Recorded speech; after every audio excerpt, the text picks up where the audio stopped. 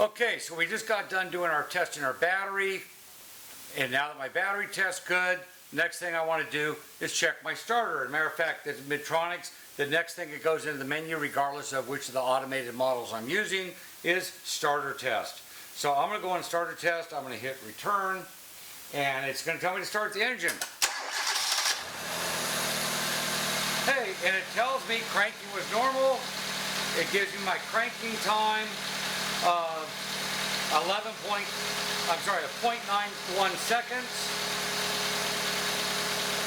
and it gives you my cranking voltage of 11.23 volts.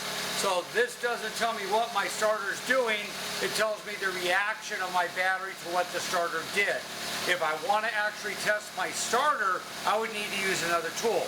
Keep in mind, this is testing what my battery's response was to my starter. So if my starter's drawing too many amps or my starter has a problem, I would see my voltage drop low. They're going to say we have a problem starting. That's why they do the test after the battery test.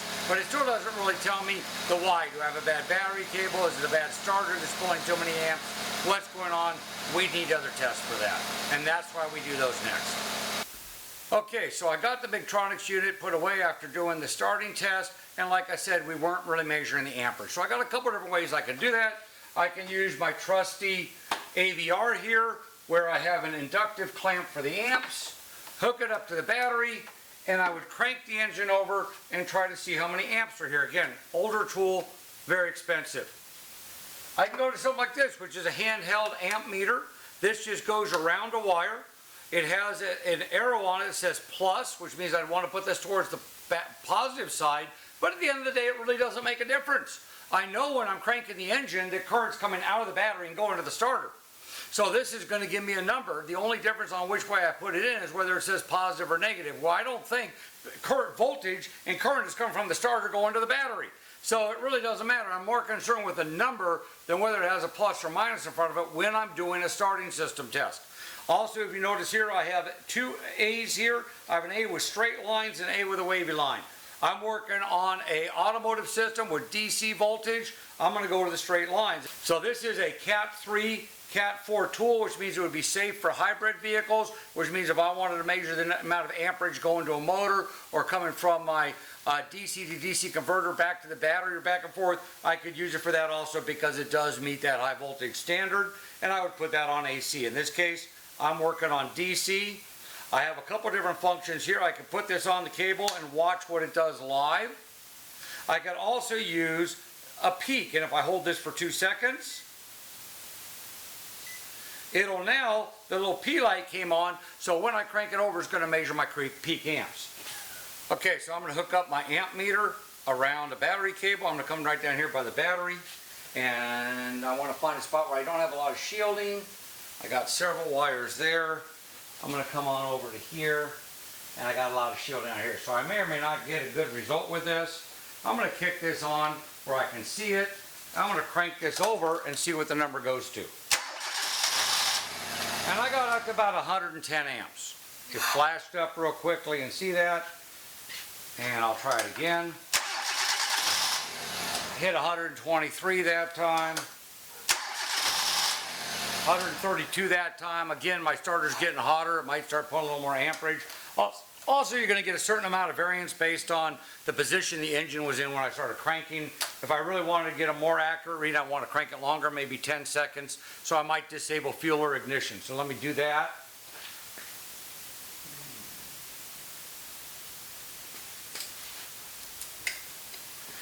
And now I can crank it for 10 seconds to really kind of see what that average is. So I spiked up to 140 when I first turned the key on, but the quickly came down to about 80 amps on constant cranking.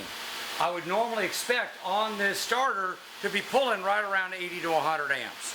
So that's what I would expect to see on a 4-cylinder motor. That over 100 was a little high, That's why I wouldn't want to use something like my peak on here, where I'm only going to get the highest number, because that's not giving me a true indication of what the starter is drawing. I want to see what the starter is drawing. So you can see the difference between trying to check it with it starting and actually disabling it and seeing what our number is. So this is one thing I do. I'm watching a digital number. Again, these are not overly expensive, handy little tool. I can also use an amp clamp like this to convert any DVOM into an amp meter. And this right here tells me it's 1 millivolt to the amp. So I'm going to turn this on. Okay, so I got this set up, and what I did is I set this on a 1 volt scale so my meter will read millivolts. So maybe a little bit hard to read, but that's why I got a dot or decimal point and then 1, 2, 3 digits after the decimal point. Because I want to read millivolts, because this says 1 millivolt equals an amp. So this way, all I got to do is look at how many millivolts I get. That's how many amps it is.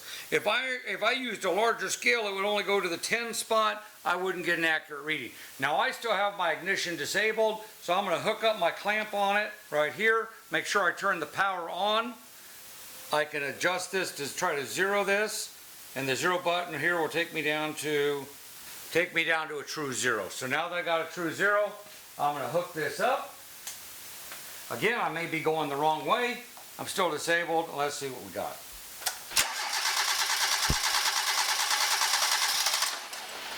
And I should have been averaging right around under 80 amps. On the screen it read under 80 millivolts. That means that I'm within an acceptable parameter. So that's going to tell me overall what my starter's doing, which is great. But I can do some other stuff with this test if I get a little creative. How do I know all my cylinders are actually equal?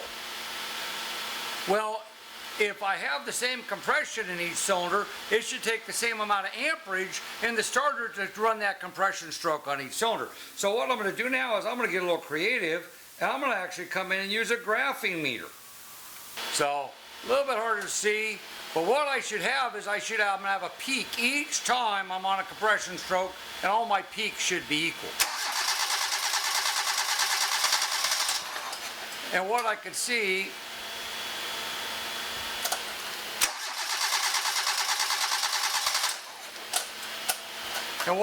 is all my peaks are equal. So that tells me that I just did a test on my starter, but what I really found out is my compression is pretty equal on all my cylinders. We call that a relative compression test. So that's where, depending on how I use the tool and my understanding of both electricity and engine function, allows me to do a real high level test with a real simple tool. And so this is, although we're talking about starting systems right now, I wanted to get you to think, what other things can I learn with the tests I'm doing? Because it's all about what can I learn? How can I get the most information with the least amount of work? And boy, this is a lot quicker than doing a compression test, and this tells me that everybody's equal. So that means that I don't have one cylinder that's bad. A lot quicker than doing a compression test on everybody. Okay, so the next thing we're going to do is we're going to do a voltage drop test on my battery cable between the battery and the starter, and then we're going to do a voltage drop test between the starter positive terminal and the terminal on the outlet side of the solenoid where it goes onto the starter motor. So that way we can check the contacts in the starter. So remember, I'm allowed 200 millivolt drop on the battery cable. I'm allowed 300 millivolt drop across the starter contacts in the solenoid. So I'm going to hook up my positive lead to the positive battery cable and my negative lead to the battery terminal on the starter. So let me get this hooked up. Hopefully they're long enough. If not, I'll have to grab another lead.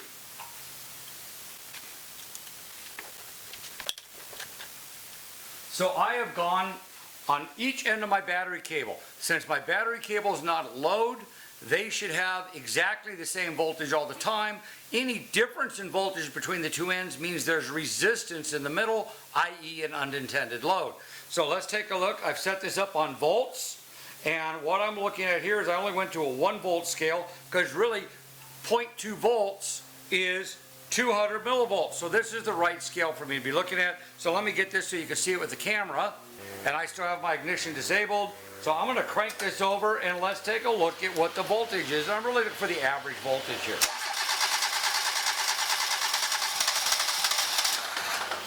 And it probably dropped a little bit as the engine started speeding up. So we had a reading of about 230 millivolts on the battery cable. That's a little more than the 200 we're allowed, but is that really a problem? So what we really want to do is run this test and see how many volts I'm dropping across my solenoid contacts, because I'm allowed 300 millivolts there. So even though I got 230 on the cable, which means the cable's a slightly over spec, there's two things we have to consider. Just because it's wrong by the textbook, does that mean it's wrong enough to cause a problem for my customer that they need to spend money fixing? So let's take a look and see what's happening with the starter. So I'm going to disconnect my lead off the battery, and now I'm going to put both my leads on the starter, one on the battery cable end where it goes in to the solenoid, and one on the starter output from the solenoid. If you notice, I moved my positive lead over and moved my negative, so my positive lead is still at the most positive part of the circuit. I do that so my meter will read correctly. And right now, it's all I have is arrows here. Okay, so I only got about 35 millivolts there. So if I take my 230 plus 35, I'm at 265. I'm allowed 500 on the circuit. So even though my cable tested technically bad, it's over 200 millivolts, if my customer is having a starting problem, this is not their problem. And that's the important thing to realize. Anytime we find something wrong, it needs to be able to explain the complaint that the customer brought the vehicle in for. Remember, we have the 3 C's. We have our concern or complaint, our cause, and our correction.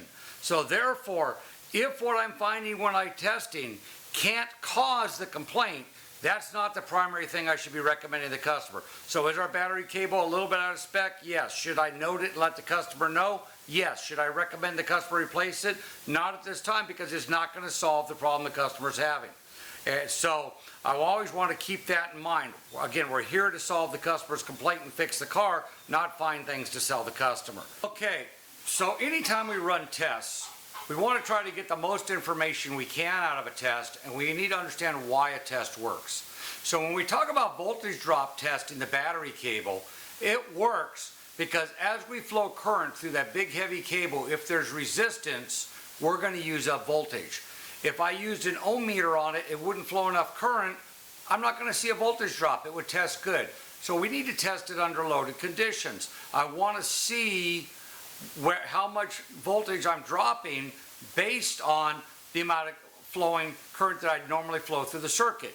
Now, keeping that in mind, we can also see that every time my engine comes up on the compression stroke, because we know it takes more energy to compress the mixture in the combustion chamber than it does to just move a piston up on the exhaust stroke or create an intake stroke. What I'm able to do is actually do a relative compression test by watching my voltage drop. And although I wouldn't normally do a relative compression test this way, this also goes in to helping you understand why we have to have the circuit loaded in order to see the voltage drop. So I've set this meter up to voltage drop test by battery cable. I know on this vehicle I have about a 230 millivolt drop. So therefore, every time my piston comes up, my voltage drop should increase. And when I'm not in the compression stroke, it won't be increased. So since I have 4 cylinders here, they should all have the same compression. I should have about the same amount of voltage drop on my battery cable each time I come on the compression stroke. So let's take a look and see if that works like I think it should. So I'm going to set up my meter here so you can see it.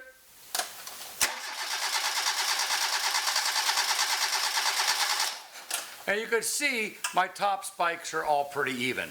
Means that I have compression in all my cylinders. So although I'd never do a relative compression test this way as my first test, while I'm already diagnosing a vehicle that might be hard to start, if I had a mechanical issue such as a binding wrist pin or a connecting rod bearing or something that was causing the engine to drag down, crank slowly or not want to crank properly, I might be able to see that I have one cylinder causing that problem.